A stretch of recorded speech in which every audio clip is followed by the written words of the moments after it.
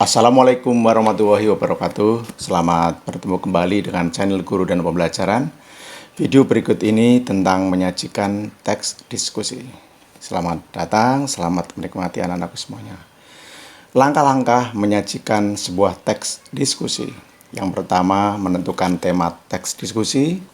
Kedua, merumuskan tujuan teks diskusi. Ketiga, mengumpulkan bahan tulisan atau karangan. Keempat, menyusun kerangka teks diskusi. Kelima, mengembangkan kerangka teks diskusi menjadi teks diskusi. Yang keenam, mengedit teks diskusi yang telah ditulis. Dan langkah terakhir, ketujuh, memberi judul teks diskusi. Mari ikuti penjelasan berikut ini satu persatu. Kita bicarakan langkah yang pertama, menentukan tema teks diskusi. Tema adalah pokok persoalan yang dibahas dalam sebuah teks atau tulisan atau karangan. Agar tema mudah digarap menjadi karangan, maka tema tulisan harus dibatasi agar mudah diolah menjadi sebuah teks atau menjadi sebuah tulisan atau menjadi sebuah karangan. Bagaimana merumuskan tema teks diskusi? Pertama, tema teks diskusi harus dapat menimbulkan pendapat pro dan pendapat kontra. Contoh, tema-tema untuk teks diskusi. Kegiatan belajar kelompok, dampak media sosial bagi pelajar. Nah, berikut ini contoh yang tidak cocok untuk tema teks diskusi, seperti manfaat belajar kelompok, fungsi media sosial bagi pelajar. Langkah kedua, merumuskan tujuan menulis atau menyajikan teks diskusi. Sebuah teks diskusi memiliki beberapa tujuan, yaitu pertama, menyajikan pembahasan isu yang sedang hangat diperbincangkan dalam masyarakat. Kedua, memberi wawasan terjadinya perbedaan pandangan terhadap permasalahan yang dibahas. Dan yang ketiga, mencari solusi pemecahan suatu masalah. Mari kita bicarakan langkah ketiga, mengumpulkan bahan tulisan untuk teks diskusi. Pertama, bahwa bahan tulisan sebagai referensi atau rujukan dalam menulis teks diskusi. Yang kedua, bahan tulisan dapat digali dari pertama, buku-buku yang relevan sesuai dengan tema tulisan yang dibuat. Yang kedua, dari surat kabar atau majalah. Ketiga, kalian bisa browsing di internet. Keempat, hasil penelitian atau percobaan yang telah dilakukan. Dan yang kelima, hasil dari wawancara dengan pakar atau ahli.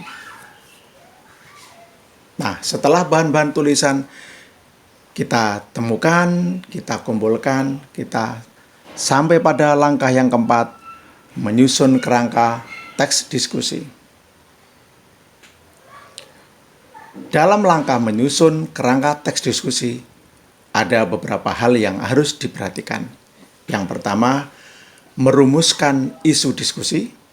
Kedua, merumuskan pendapat pro sesuai dengan tema disertai argumen mendukung.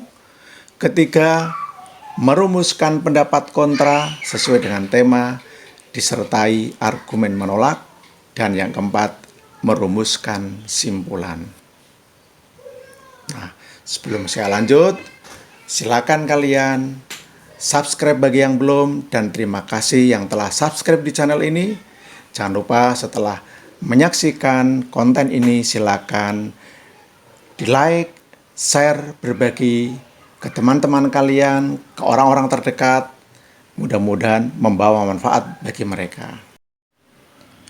Saya lanjutkan tentang kerangka teks diskusi. 1.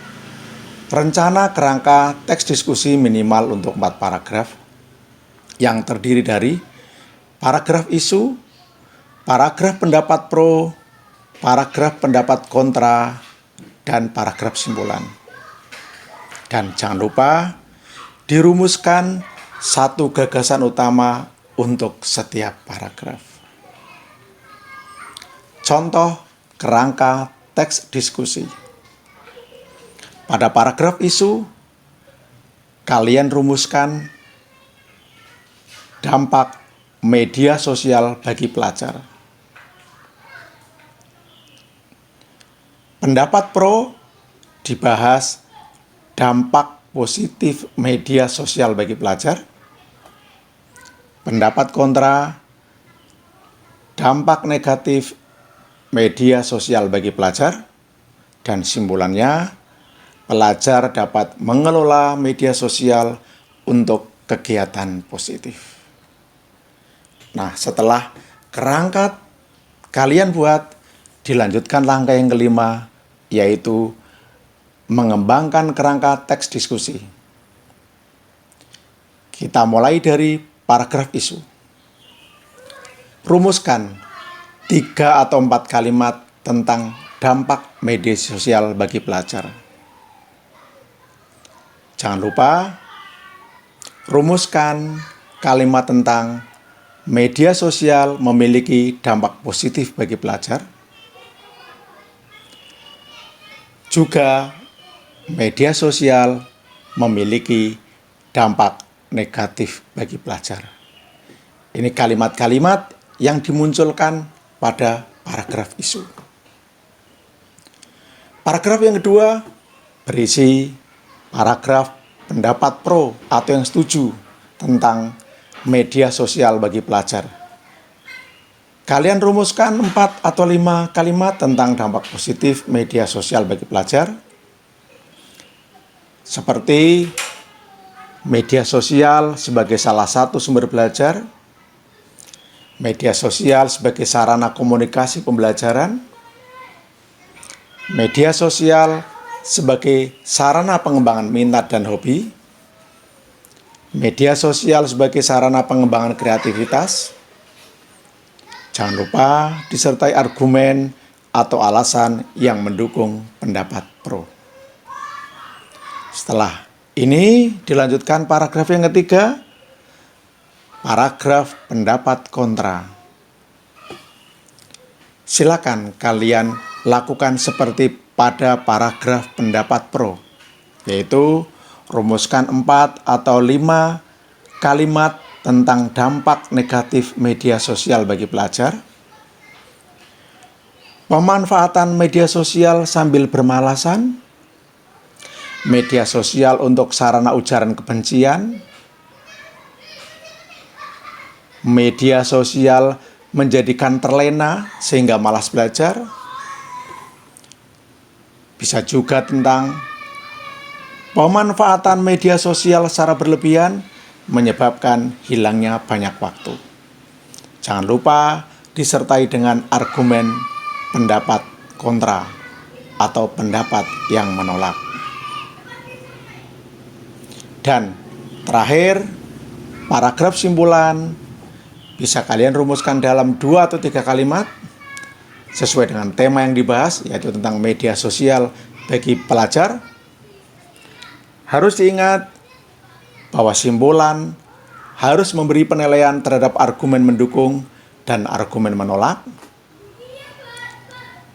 Dan terakhir tentang simpulan ini, rumuskan simpulan dalam kalimat efektif atau tepat sasaran, tepat makna, sesuai dengan tema yang dikembangkan dalam teks diskusi. Nah, setelah karangan selesai, dilanjutkan langkah yang ke-6, yaitu mengedit teks diskusi. Bisa kalian tempuh. Pertama, baca ulang teks diskusi yang telah disusun. Kedua, beri tanda pada bagian yang terdapat kesalahan ejaan, penggunaan kata, penggunaan kalimat, atau informasi yang tidak tepat. Yang ketiga, tulis ulang menjadi teks diskusi yang bagus sesuai dengan tema yang dibahas.